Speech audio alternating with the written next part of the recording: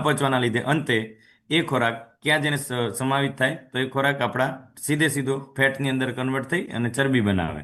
અને પહેલું સૌથી ઇઝી પડતું હોય આપણા બોડીને, તો જો આ બાજુની સ્ટ્રક્ચરની અંદર એક માઇક્રો વિલય, પણ વિલય અને માઇક્રો વિલય આ બે સ્ટ્રક્ચર હોય છે. આપણને વિલય સુધી ખબર હતો, પણ માઇક્રો વિલય હોય એ નતો ખબર. તો માઇક્રો વિલય જે છે નાના નાના જે ઝીણા ઝીણા જે પોષક તત્વો છે ને એમને શોષવાનું કામ કરે. ક્લિયર? તો પેટમાંથી લોહી સુધી ખોરાક કેવી રીતે એન્ટર કરે છે એનો ખબર પડી ગયો? ક્લિયર? તમે એક રોટલીનો ટુકડો કે એક આપણો શેક કે ભાત એ મેક્રોફેજની અંદર છે, માઇક્રોન્યુટ્રિયન્ટ્સ નથી, એટલે એટલા ઇઝીલી પચી શકતા નથી, એટલા ઇઝીલી એબ્ઝોર્બ થઈ શકતા નથી. 70-100% તમે જમો છો એમાંથી માત્ર 50-60% તમારું બોડી એબ્ઝોર્બ કરે છે, બાકી બધું બહાર. ક્લિયર? પણ જ્યારે માઇક્રોન્યુટ્રિયન્ટ્સ તરીકે આપણે આપણા રાજા જેવા નાસ્તાને લઈએ છીએ, એનો માઇક્રોન્યુટ્રિયન્ટ્સ છે, તો એ શું કરશે? નાની નાની વિલાઈ એને પૂરેપૂરું એબ્ઝોર્બ કરી લેશે, એટલે કે તમારા બોડીને ટોટલ ન્યુટ્રિશનલ રિક્વાયરમેન્ટ પૂરેપૂરી મળી રહેશે. ક્લિયર? તો જેટલા પણ વિટામિન્સ મિનરલ્સ જશે થ્રુ આઉટ ધ શેક અથવા થ્રુ આઉટ ધ આપણા રાજા જેવા નાસ્તા, તો ખાસ આના દ્વારા આપણને મળી જાય છે. લ્યુમન ઓફ સ્મોલ ઇન્ટેસ્ટાઇન, આ જે વિલયો હોય છે એ નાના આંતરડાની અંદર આપણી વિલયો આવેલી હોય છે. ક્લિયર અહીંયા સુધી? વેરી ગુડ, સરસ. હવે આ જોઈ લો, આંતરડું પકડી લો. એક આંતરડા ઉપર કેટલા મશીન ગોઠવેલા? એક આંતરડું આપણું એમને એમ નથી બનતું. તમે ખાલી સ્ટ્રક્ચર જોવો એની, ભગવાને કેટલી કરામત કરી છે એના ઉપર. ત્યારે જઈને એક પાઇપલાઇન સ્ટ્રક્ચર બને છે અને એના અંદર ખોરાક આમાં આમાં ફરી શકે છે. વિચાર કરો, જાનકી મેડમ, ખાલી ઉપરની નસો સુકાઈ જતા નીચેના આંતરડાનું શું થાય? સમજે ને? તો ત્યાંનો ખોરાક પચવાનો બંધ થઈ જાય, તમને કોન્સ્ટિપેશન થવાનું ચાલુ થાય. તો કોન્સ્ટિપેશન થવા માટે there are the lots of reason. તમને કોન્સ્ટિપેશન થાય છે તો ત્યાં ઘણા બધા રીઝન હોઈ શકે છે. કદાચ આ પહેલી ભૂંગળી દેખાય ને આપણું આંતરડાનો અંદરનું લ્યુમન છે, એમાં મ્યુકસ, એમાં પણ 3 લેયર હોય. કેવી?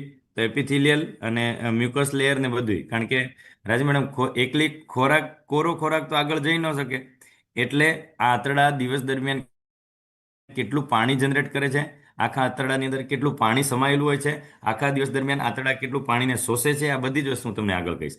તો જોઈ લો, આટલી એક આંતરડાને ચલાવવા માટે કેટલી આર્ટરીની જરૂર પડે? આર્ટરી અને નર્વસ સિસ્ટમ, એટલે કે નસોની પણ જરૂર પડે, લોહી વાહિનીઓની જરૂર પડે, અને આપણે જે ગંદુ લોહી લઈને જાય એની પણ જરૂર પડે. એનો ગુચ્છો છે ઉપર. તો જો આમાંથી એક પણ સિસ્ટમ ખોરવાય ને તો તમને કોન્સ્ટિપેશન થઈ શકે, આંતરડું બ્લોકેજ થઈ શકે, જે તે જગ્યાએ તમને અર્સલ થઈ શકે. તો એક્સરસાઇઝ શા માટે કરવી જરૂરી? Active lifestyle. ખબર પડે કે આ બધા એને એક્ટિવ મુવમેન્ટ મળે. એક્ટિવ મુવમેન્ટ મળે ને એટલે મેસેજ પાસ ઓન થાય વ્યવસ્થિત. ક્લિયર? Very good. એના પછી એ નીચે મસલ્સ, એના અંદર ગ્લેન્ડ્સ હોય, ગ્લેન્ડની અંદર સબમ્યુકોઝલ ગ્લેન્ડ્સ જે પ્રવાહીને મુક્ત કરે, છોડ કરે આખો દિવસ. એના નીચે મસલ્સ હોય, મસલ્સની અંદર પછી એ પાઇપલાઇનમાંથી થઈને ખોરાક પસાર થાય. તો કેટલા લેયર થઈ ગયા? 1, 2 અને 3, અને એના સબડિવાઇડેડ લેયર ગણું તો લગભગ 10થી વધારે લેયરથી આપણું એક આંતરડું બનેલું છે. ક્લિયર અહીંયા સુધી બધાને? એમાં વધારે પડવાની જરૂર નથી, ખાલી તમે સ્ટ્રક્ચર જુઓ. મેડિકલ ટર્મ છે એને જુઓ નહીં, પણ તમારું આંતરડું કેવું હોય એક્ઝેક્ટલી આપણને ખબર હોવી જોઈએ. આપણી એક પાણીની પાઇપ ખાલી પ્લાસ્ટિકની બનેલી એવી નથી હોતું, પણ વધારે મજબૂતાઈ વાળી પાઇપ લાવો તો એના અંદર ખબર દોરા આવે, દોરા વળેલા હોય, જેથી કરીને પાઇપ તૂટે નહીં. તો આવી રીતે આપણું આંતરડું બહુ જબરજસ્ત છે, કારણ કે એનું આયુષ્ય કેટલું છે? 100 વર્ષનું આયુષ્ય છે. અને જે વસ્તુને 100 વર્ષ ટકી રહેવાનું હોય એનું આયુષ્ય કેવું હોય, અને એનું મેન્યુફેક્ચરિંગ કેવું હોય, જબરજસ્ત હોય કે ન હોય? Very good, amazing. સો આટલે સુધી અહીંયા જોવાનું છે. સો નેક્સ્ટ આગળ વધીએ. આપણા પેટની અંદર આવી રીતે કંઈક ઓર્ગન ગોઠવાયેલા છે. રેડી? તો લીવર કઈ બાજુ છે? ડાબી બાજુ કે જમણી બાજુ? હે? સો આપણું લીવર જે છે, જસ્ટ આપણા પાંસળીઓ જ્યાં પૂરી થાય ને એના નીચે આપણું લીવર હોય છે, બરાબર? એના નીચે પેન્ક્રિયાસ અને પેલું શું કે અમુક જણ કહે છે ને મને, ગોલ બ્લેડર આ રહ્યું જો, લીવરની જસ્ટ નીચે દેખાય ને ગોલ બ્લેડર લીલા કલરનું, એ ગોલ બ્લેડર છે. હવે એના અંદરથી પૂરતા પ્રમાણની અંદર જ્યારે મેડમ પ્રવાહ સરખો ના નીકળે ને, તો એ પ્રવાહ, એ જે ગોલ બ્લેડરની અંદર બાઇલ જ્યુસ છે એ પ્રોડક્ટ ભેગું થયા કરીને એમાં કચરો ભેગો થવાથી એના અંદર સ્ટોન બની જાય. ક્લિયર? રેડી? તો આ બધી વસ્તુ જે ડિપેન્ડ કરે છે એ બધી માત્ર બધી વસ્તુ ખાસ ધ્યાને લેજો કે તમારી ગટ હેલ્થ ઉપર આધાર રાખે છે, એટલે કે ડાયજેશન ઉપર આધાર રાખે છે. તમે શું ખાઓ છો, કેવું ખાઓ છો, અને ક્યારે ખાઓ છો. આ વસ્તુ ઉપર આખું જીવન તમારું ટકેલું છે. તમે રોગી થશો, નિરોગી થશો કે સ્વસ્થ રહેશો. આ ત્રણેય શબ્દ એના ઉપર ડિપેન્ડ કરે છે કે પેટથી લગાવીને આંતરડાનું તમે સ્વાસ્થ્ય કેવી રીતે જાળવો છો. રાઈટ. સો જોઈ લો, પેન્ક્રિયાસ હવે આ સ્ટમક આવી ગયું ઉપર, પેન્ક્રિયાસ છે, હેડ ઓફ પેન્ક્રિયાસ ને આ બધું ટેલ ઓફ પેન્ક્રિયાસ, એના અલગ અલગ અલગ અલગ કામ છે. એના અંદરથી ઇન્સ્યુલિન પ્રોડક્શનનું કામ થતું હોય છે અને ઇન્સ્યુલિન આપણા બ્લડ સ્ટ્રીમની અંદર આવે છે. બીજું, આંતરડામાં પણ મોટા આંતરડા, નાના આંતરડા, આવી રીતે આપણો આંતરડાનો ભાગ હોય છે. ક્લિયર? તો એક માનવ સંરચના આપણને ખબર હોય તો એક્ઝેક્ટલી કઈ જગ્યાએ દુખ્યું તો શું થયું એ ખબર પડે.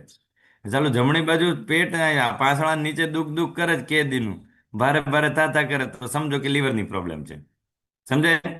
એના નીચે જાઓ અને દુઃખ દુઃખ કરે છે તો સમજો કે એપેન્ડિક્સની પ્રોબ્લેમ છે. એના નીચે જાઓ અને હજી દુખે તો તમને ખબર હોય કે સારણગાંઠની પ્રોબ્લેમ છે. બરાબર? એનાથી વચ્ચે મિડ પોઈન્ટમાં આવો તમને દુખાવો થાય, જો તમને ખબર હોય છે કે ભાઈ અહીંયા ગર્ભાશય આવે તો ગર્ભાશયની દુખાવો છે. બંને ઇન્ગ્વાઇનલ એરિયાની સાઈડ સાઈડમાં પેઇન થાય છે તો તમને ખબર હોય છે કે મને ઓવરીની કંઈક તકલીફ લાગે છે. તો જેટલી આપણને આઈડિયા કે મારે કોના ડોક્ટર પાસે જવું. આ ચાલુ દુખતું હોય, શું કહેવાય કે પ્રોબ્લેમ હોય ગાયનેકનો, મળવા જઈએ ગેસ્ટ્રોલોજીસ્ટને, તો ગેસ્ટ્રોલોજીસ્ટે વધારાની ગોળી પકડાઈ દે. મેડમ કદાચ સોજો આવ્યો એવું લાગે છે એમ કરીને ઈ ગોળી ખાઓ 10 દિવસ, ભેગું નહીં થાય એટલે પાછો ઓલો બીજો કંઈક રિપોર્ટ, પછી કહેશે તમારે મારી જોડે જરૂર નથી, તમારે ઓલા ગાયનેકોલોજીસ્ટ પાસે જવાની જરૂર છે. તો તમારો તો ટાઈમ વેસ્ટ થાય ને. એટલે આ જસ્ટ જનજાગૃતિ છે કે ચાલો પગમાં દુખાવો છે ને, આંખ નાક કાનના ગળાને મળવા ડોક્ટરને મળવા જશે તો ભેગું થાય. ડોક્ટર હોવો જરૂરી નથી, ડોક્ટર કરતાં પણ એ જરૂરી છે કે કયા ડોક્ટર છે અને તમને કયા ભાગનો દુખાવો છે. એટલે આ એક કોમન નોલેજ માટે છે. That's it. ઓકે, રેડી, સરસ, વેરી ગુડ. આટલા બધા ઓર્ગન અને આટલી બધી ગ્લેન્ડ મળીને આખા શરીરનું સંચાલન કરે છે આપણા બોડીનું, કે આખું બોડીનું સંચાલન ગળાના ભાગેથી જો થાઇમસ ગ્લેન્ડ હોય છે, સ્પ્લીન, હાર્ટ, લીવર, પેન્ક્રિયાસ, આ બધી વસ્તુ થઈને આપણી એક જીઆઈ ટ્રેક સિસ્ટમ ચાલે છે. એકલું ખાલી પેટ કામ નથી, તમને ખોરાક નથી પચતો, એસિડિટી થાય છે, ગેસ થાય છે, વજન વધે છે. તો આ જેટલા પણ આના અંદર જેટલા તમને ઓર્ગન્સ બતાવે છે ને, બધા જવાબદાર છે. તો આ બધાનું સ્વાસ્થ્ય તમારે જાળવવું જરૂરી છે. અને આ બધાનું સ્વાસ્થ્ય શેના દ્વારા જળવાય ખબર? એકમાત્ર ગટ સેલથી, તમારા ડાયજેશનથી જળવાય. તમારું જો ડાયજેશન મજબૂત અને પરફેક્ટ થઈ ગયું ને, તો તમને આમાંથી એક પણ ઓર્ગન બીમાર ન પડે. ક્લિયર? તો આ એક તમે સ્ક્રીનશોટ લઈ શકો છો. એઝ યુઝ્યુઅલ તમે શું કહેવાય કે બાકી આપણે ક્યારે સર્ચ કરીને જોતાય નથી.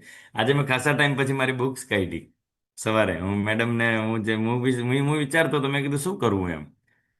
મને થયું કે મેં કીધું લાવો ને, ચાલો ને, આટલા બધા મેં પુસ્તકો ભેગા કર્યા છે તો મેં કીધું આજે એક જીઆઈ ટ્રેક વાળું આખું જીઆઈ ટ્રેકનું જ મારી 1000 પાનાની બુક છે. તો મને પહેલા પણ રીડિંગનો બહુ જ શોખ હતો. 1000 પાનાની બુકમાંથી મેં ખાલી 4 જ પેજ રિફર કર્યા ને તો મને આટલું બધું મટીરિયલ મળ્યું. બાકી 1000 પેજ હું જોવા જાઉં તો મને ક્યારે, તમે એમ કહો એક ડિઝીઝ એવી ના હોય કે જેના અંદર ના હોય. રાઈટ. સો એક કન્ડિશન એવી ના હોય કે જે મને ગઈકાલે એક સાંજના ટાઈમે મને એક કિસ્સો મળ્યો હતો, મેં એને પણ રિકવર આના અંદર કર્યું છે. તો હું તમને એઝ યુઝ્યુઅલ સમજે તો ક્લિયર છે. આ આપણા બોડીના આટલી બધી ગ્લેન્ડ, આટલા બધા અવયવો, આટલા બધા અંગો હોય છે. મલ્ટિપલ મલ્ટિપલ ઓર્ગનથી બનેલું હ્યુમન બોડી છે. ક્લિયર છે બધાને અહીંયા સુધી? Very good, super. સો આખા દિવસમાં મોઢાની અંદર 1.5 લીટર સલાઈવા બને છે. કેટલું? 1.5 લીટર તમારા મોઢાની અંદર લાળ રસ બને છે. હવે વિચાર કરો કે આ મોઢાની અંદર એમાઇલેજ અને લાઇપેઝ, સ્ટાર્ચ જે હોય છે ને, એ મોઢાથી જ પચવાનું ચાલુ થાય. તમે જો મસાલો કે માવો કે કંઈ પણ ખાતા હોય તો હવે વિચાર કરો કે તમે કેટલી વાર થૂંકશો. હવે એ 1.5 લીટર પાણી જે તમે મોઢામાંથી બહાર કાઢો છો, સલાઈવા બહાર કાઢો છો, નહીં કે તમારું પાણી. તો સલાઈવારી ગ્લેન્ડમાંથી સલાઈવા બહાર જવાના લીધે ખોરાક પચવાનો નબળો પડી જશે. અહીં તમારું ડાયજેશન ઇમ્પ્રૂવ થશે નહીં. કોઈ પણ હિસાબે તમે ડાયજેશન, અહીંયા તમને ડેફિનેટલી ગેસ એસિડિટીની પ્રોબ્લેમ આવશે, આવશે ને આવશે. પછી પાણી ગમે એટલું પી જાઓ, પાણી એ પાણી છે અને સલાઈવા એ સલાઈવા છે. રાઈટ. સો ગેસ્ટ્રિક જ્યુસ આખા દિવસની અંદર, જાનકી મેડમ, ચેતના મેડમ, આખા દિવસની અંદર 2.5 લીટર જેટલું ગેસ્ટ્રિક જ્યુસ બને છે. એટલે કે જે એસસીએલ નું સિક્રેશન જે છે એ કેટલું થાય છે? 2.5 લીટર જેટલું થાય છે. તમે કદાચ કોઈક પેશન્ટને જોયા હશે હોસ્પિટલમાં કે કંઈ ન ખાતા હોય તો નાકે નળી ભરાઈ રાખી હોય અને એમાંથી લીલા લીલા કલરનું પ્રવાહી બહાર નીકળતું હોય. હા, એને એટલા માટે બહાર કાઢવામાં આવે કે પોતાનું એસિડ પોતાના પેટને ન ખાઈ જાય. આપણું જ એસિડ આપણા જ પેટને ખાવા લાગે. જો તમે ખોરાક ના નાખો ને તો આપણું એસિડ આપણા પેટને ખાઈ જાય. એટલે એને નળી વાટે કાઢી અને એચસીએલ એ સિક્રેશનને બહાર કાઢવાની કોશિશ કરવામાં આવે. બાઇલ, આખા દિવસમાં બાઇલ કેટલું બને છે? 500 ગ્રામ બાઇલ બને તમારા ખોરાકને પચાવવા માટે. આ બેસિક ઇન્ફોર્મેશન છે. પછી સ્મોલ ઇન્ટેસ્ટાઇન પેન્ક્રિયાટિક જ્યુસ એ ઓલમોસ્ટ 1.5 લીટર જેટલું બને. સ્મોલ ઇન્ટેસ્ટાઇનની અંદર 1 લીટર જેટલું એના અંદર મ્યુકસ, જે મેં કીધા ને તમને, મ્યુકસનું સિક્રેશન થતા કરે ખોરાકને આગળ ધકેલવા માટે. તો હવે વિચાર કરો કે આટલું બધું પાણીની રિક્વાયરમેન્ટ બને છે, ને આ બધું શેનાથી બને? પાણીથી. અને તમે બેસિક વસ્તુ પાણી જ ન પીવો તો શું થાય? ક્યાંથી બનશે આ બધી વસ્તુ? આમ પાણી યાદ કરાવડાવવું પડે. કેટલા ભાવે પોસિબલ છે, કયો મને?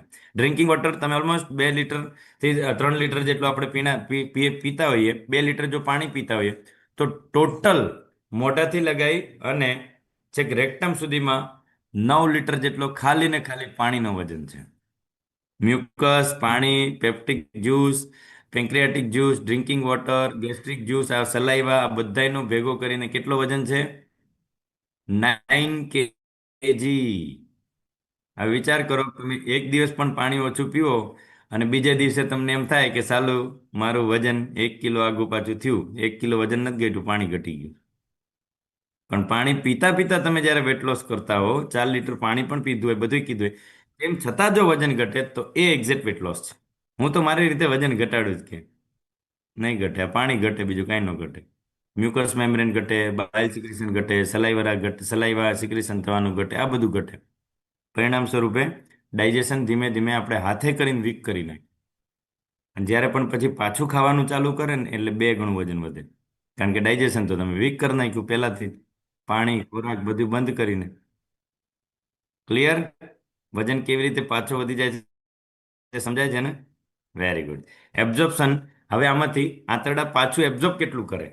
કારણ કે 9 લીટર ને બહાર ન જવા દે, નહીં તો ઝાડા થઈ જાય. એ 9 લીટર જો બહાર નીકળે ને તો દિવસમાં તમે 15 વખત ઝાડા જઈ આવો ને તોય પૂરું ન થાય. સાલું પાણી પીતો નથી પણ આવ ક્યાંથી કરે? તો આ બધી વસ્તુઓ સરસરાટ બહાર નીકળવા માંડે. ઝાડા થાય ને ત્યારે ખબર પડ્યો ને કે 10 વખત જઈ આવ્યા પણ કે પાણી પીતું, પાણી પીવું ને એવું ને એવું નીકળી જાય. તો સમજાઈ ગયું કે આ એબ્ઝોર્પ્શન, ડાયજેશન બધું ખરાબ થઈ જાય એટલે. રેડી? તો જેજ્યુનમની અંદર એટલે પાર્ટ છે જેજ્યુનમ, ઇલિયમ અને કોલોન, એ આંતરડાના આપણા પાર્ટ છે. આ બધી જગ્યાએ 3 થી 5 લીટર જેટલું પાણી એબ્ઝોર્બ થાય. ઇલિયમની અંદર 2 થી 4 અને કોલોનની અંદર 10 થી 2. અને કોલોનિક કેપેસિટી, આખા કોલોન એટલે કે આખા આંતરડાની કેપેસિટી છે 3 લીટર વોટરને સંભાળી રાખવાની. એટલે તમારા આંતરડા છે ને બિલકુલ લચીલા છે, પાણી ભરેલું છે એટલે.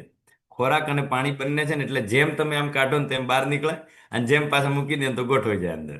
આવા કંઈક હોય આંતરડા. રાઈટ? સો ક્લિયર? એક્સક્રીશન, આપણે સ્ટૂલ પાસ કરીએ છીએ એના સાથે માત્ર 65 થી 85% વોટર અને 200 ગ્રામ જેટલું ફિસિસ હોય. આપણે જે ટોટલ સ્ટૂલ પાસ કરીએ છીએ એમાં 200 ગ્રામ જ સ્ટૂલ હોય, બાકી બધી વોટરનો રેશિયો હોય. ક્લિયર બધાને? Very good. ચાલો. સો પેટની કેપેસિટી કેટલી છે? 5 લીટર જેટલું પાણી પેટ સ્ટોર કરી શકે. કેટલું ટોટલ? 5 લીટર. ટોટલ આંતરડા 9 લીટર જેટલું અને 1200 ml જેટલું આપણું નીચેનું આંતરડા અને મોટો આંતરડા એબ્ઝોર્પ્શનની અંદર 1 થી 2 લીટર જેટલું, 1.2 લીટર જેટલું આપણું ટોટલ વોટર. આજે ઓલું મેં લખેલું હતું ને એને એ ડાયગ્રામમાં બતાવ્યું છે. અને જસ્ટ નીચે વિચાર કરો, 150 ml લોસ્ટ ઇન ફિકસ, એટલે કે 150 થી 200 ml જેટલું પાણી સ્ટૂલ દ્વારા લોસ થતું હોય. ક્લિયર બધાને? નહીતર જો પાણી જ ના હોય ને એને કોન્સ્ટિપેશનની પ્રોબ્લેમ થાય. જોયું છે ને? લેટ્રિન પાસ જ ન કરી શકે. તો આ બધાય ડાયજેશનના ઇશ્યુઝ છે. સો ચલો આગળ નેક્સ્ટ જોઈએ. હાઈ જીઆઈ અને લો જીઆઈ ફૂડ. આ તો તમને બધાને ખબર જ છે. તો તમારો ગ્લાયસેમિક ઇન્ડેક્સ જ્યારે અપ થઈ જશે તો કઈ વસ્તુ ખાવાથી? બિસ્કિટ, ક્રેક્સ, આઈસ્ક્રીમ, ડેટ્સ, પોટાટોસ, આ બધી વસ્તુ ખાશો તો તમારા બ્લડની અંદર ઇન્સ્યુલિનની માત્રા વધી જશે. અને રૂટીન, આપણે જે રૂટીન ખાવાનું છે, ફળ ફ્રૂટ્સથી લગાવીને બધી વસ્તુ, સલાડથી લગાવીને બધી વસ્તુ, જ્યારે તમે બેસ આખા નોર્મલ આપણે આ નીચેવાળા ગ્રીનવાળા સ્ટ્રક્ચરને ફોલો કરીએ છીએ, જેથી કરીને વેટ લોસની અંદર આપણને ખાસ હેલ્પ મળે છે. ક્લિયર બધાને? લો. તો આપણો નાસ્તો જે છે શું છે? લો જીઆઈ ફૂડ. રાઈટ? તમારો લો જીઆઈ ફૂડ હોવાથી આપણને ખાસ શું કરે કે આપણા ઇન્સ્યુલિનના સ્પાઇક રેટને ઘટાડે, જેથી કરીને તમારા બોડીની અંદર ઇન્સ્યુલિન સિક્રેશન અને ઇન્સ્યુલિન રેઝિસ્ટન્સને અટકાવે, જેથી કરીને તમને ડાયાબિટીસની અંદર ખાસ રાહત આપે. ક્લિયર અહીંયા સુધી? તો કયું ફૂડ લેવાનું? લો ગ્લાયસેમિક ઇન્ડેક્સ. જેટલા પણ માર્કેટના બહારના ફૂડ લેશો તો ઇન્સ્યુલિન સ્પાઇક થશે, ખોરાક પચશે નહીં અને ફેટ તમારા બોડીની અંદર વધવા લાગશે. ક્લિયર છે બધાને અહીંયા સુધી? Very good, super. So next આગળ જોઈએ. ઇસોફેજલ વેરાઇસિસ. હવે હું ડિઝીઝ કન્ડિશન બતાવીશ કે તમને અન્ન માર્ગની અંદર કેટલા કેટલા રોગો થઈ શકે છે, બરાબર? તો આપણી રીતે અન્નનળીમાં ગાંઠો થઈ ગઈ છે એવું કે ખબર છે, સ્કાર પડી ગયા છે, બળતરા થાય છે અને ખાતું ને ખાતું બળતું ને બળતું પાછું આવે છે. તો એસિડના લીધે વારે ઘડીએ એવું થવાથી આપણને આ થઈ શકે છે. First grade of liver cirrhosis, આ જે હેડ ઓફ ધ લીવર છે એ તમારું કાળું પડવા લાગે, એને સિરોસિસની આપણે કહેવામાં આવતું હોય છે. તો આ જશે એક ડિઝીઝ કન્ડિશન હતી. યસ, આપણા પેટની અંદર ચાંદા કેવી રીતે પડે જોઈ લો. રાઈટ. સો હા, આપણે પેટની અંદર ચાંદા પડવાનું મેઇન રીઝન આ છે કે જ્યારે પણ આપણું ગેસ્ટ્રિક અલ્સર આપણું પ્રોપર આપણા સ્ટમકને ખાઈ જાય ને તો ચાંદા આવી રીતે પડે. રાઈટ, સમજાઈ ગયું? અને ત્યાંથી બ્લીડિંગ થઈ શકે અને તમારા સંડાસના ભાગે લોહી આવી શકે છે. હવે આ બધી વસ્તુ જો ટ્રીટ કરવી છે તો એકમાત્ર આપણું સોલ્યુશન છે મેરાથોન. શા માટે કહેવામાં આવે? આપણે મેરાથોનથી આ બધી વસ્તુ ગટ હેલ્થને, જીઆઈ ટ્રેકને, ફાઈબર, એના અંદર સિમ્પલી પ્રોબાયોટિક, એના અંદર હાઇડ્રેટ 24, બરાબર, એના અંદર પ્રોટીન, આ બધી વસ્તુઓ છે. હવે લો ગ્લાયસેમિક જીઆઈ ફૂડ તો શેની અંદર મળશે? માત્ર ને માત્ર મેરાથોન અને આપણા રાજા જે શેકની અંદર. એના અંદર તે તીખું તેલ તળેલું કોઈ પણ વસ્તુ છે નથી. Right right. સો મેરાથોન કરીએ છીએ તો ક્યારે પણ આજે હિલિંગ થઈ, આજે ઘાવ પડ્યો છે ને એને સારું કોણ કરશે? તો કે એલો કન્સન્ટ્રેટ. એલો કન્સન્ટ્રેટનું કામ શું છે? સ્મૂથનિંગ કરવાનું. ફાઈબરનું કામ શું છે? તો કે સાફ સફાઈ કરવાનું. સિમ્પલી પ્રોબાયોટિકનું કામ શું છે? તો કે ગટ સેલ્સની અંદર ગુડ બેક્ટેરિયાનું કાઉન્ટિંગ વધારવાનું, જેથી કરીને ખોરાક પડ્યો ના રહે અને ખોરાક પચવા લાગે. તો વિચાર કરો, આપણી એક મેરાથોન, આપણે એમ કહેતા હોય મેરાથોન હું આ વખત નહીં કરું, હું ક્યારેક કરીશ, હું પછી કરીશ. કેટલું જરૂરી? તમે ગટ સેલ્સ નહીં કામ, ગટ સેલ્સ ઉપર કામ નહીં કરો ત્યાં સુધી આપણું વેટ લોસ નહીં થઈ શકે, ફેટ લોસને આપણે ઇનિશિએટ નહીં કરી શકીએ. સમજાય છે? તો આ ચાંદા જ્યારે પડે છે ને જાનકી મેડમ, ત્યારે ખાધેલું ટકતું નથી, તરત જ વોમિટ થઈને બહાર નીકળે, કાં તો ખાતાની સાથે જ તમારે લેટ્રિન જવું પડે અને સંડાસ સાથે લોહી પડવાનું ચાલુ થઈ જાય, કારણ કે આ લોહી જે છે ને આ ચાંદામાંથી નીકળે. આપણું એસિડ, કારણ કે ગુડ બેક્ટેરિયા ના હોય ને ત્યારે, ગુડ બેક્ટેરિયા ન હોવાના લીધે આ ચાંદુ જે પડ્યું છે એ ચાંદુ ત્યાંથી લોહી વહેવા લાગે અને એ લોહી, કારણ કે લોહી ખાધા કોઈ પણ લોહીની ઉલટી કરે ને તો એને પેટમાં લોહી ક્યાંક વહે છે તો એ લોહીની ઉલટી કરે. કારણ કે પેટ નળીમાંથી લોહી નીકળી ગયા પછી પેટ સાચવતું નથી, પેટ તરત બહાર ફેંકી દે. કારણ કે એના અંદર શું છે? આયરન. અને આયરનની ગોળી લીધા પછી ઉપકા આવે, ખબર છે? આયરનની, કે આયરનની ગોળીઓ લ્યો ને એના પછી ઉપકા આવે ને, પ્રેગ્નન્સીમાં જે લોકો લે કે આયરનની ગોળી મને નથી ભાવતી એમ, તો આયરન જે છે બોડી કોઈ દિવસ રાખે નહીં. તો જ્યારે લોહીની અંદર આયરન છે ને લોહી જો પેટની અંદર વહેવા લાગે ને તો તરત વોમિટ કરે. સમજાઈ ગયું?